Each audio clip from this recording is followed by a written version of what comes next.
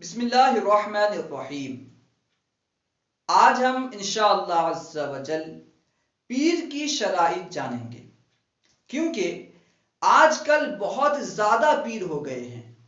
ہر کوئی دعویٰ کرتا ہے کہ میں پیر ہوں، تو ہم کیسے پہچانیں واقعی یہ پیر ہے یا نہیں ہے؟ اسی وجہ سے آج ہم انشاءاللہ عز و جل پیر کی شرائط جانیں گے۔ پیر کے لیے 4 شرائط ہیں۔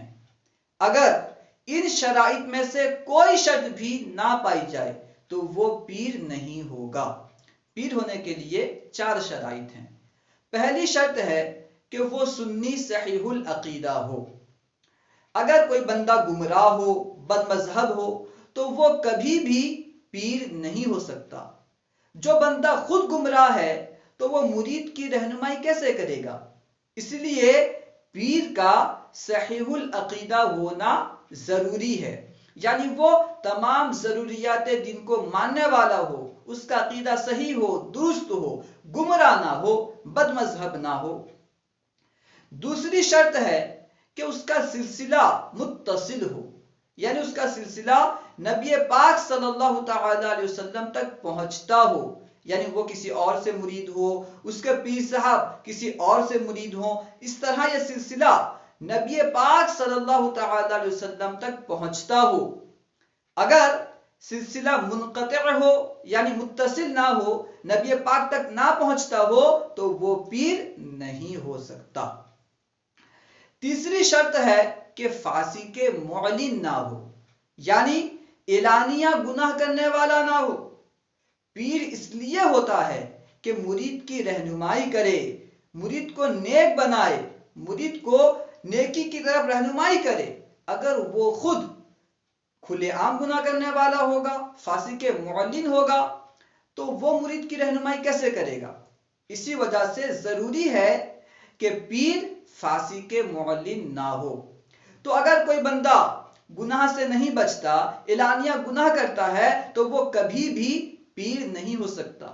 آپ بہت سارے پیروں کو دیکھتے ہوں گے کہ نماز پڑھتے ہی نہیں، نماز کے وقت میں کچھ اور کام کرتے رہتے ہیں، بال لمبے لمبے رکھتے ہیں جو کہ حرام ہے، اور دعویٰ کرتے ہیں کہ ہم پیر ہیں۔ تو پیر ہونے کے لیے ضروری ہے کہ فاسق معلن نہ ہو، اعلانیہ گناہ نہ کرتا ہو۔ اور چوتھی شرط ہے کہ عالم ہو۔ پیر کے لیے عالم ہونا ضروری ہے۔ اب عالم ہونے سے یہ مراد نہیں ہے کہ تمام علوم و فنون جانتا ہو۔ عالم ہونے سے مراد یہ ہے کہ اپنے ضروریات کے مسائل خود کتاب سے نکال سکتا ہو، فرائض اور واجبات جانتا ہو، گناہ سے بچتا ہو۔ علم ہوگا تبھی بندہ گناہ سے بچے گا، علم ہوگا تبھی وہ فرائض اور واجبات صحیح طرح ادا کرے گا۔ اگر خود جاہل ہو، کچھ معلوم نہ ہو، تو مرید کی رہنمائی کیسے کرے گا؟ اس لیے پیر کا عالم ہونا ضروری ہے۔ یہ 4 شرائط ہیں۔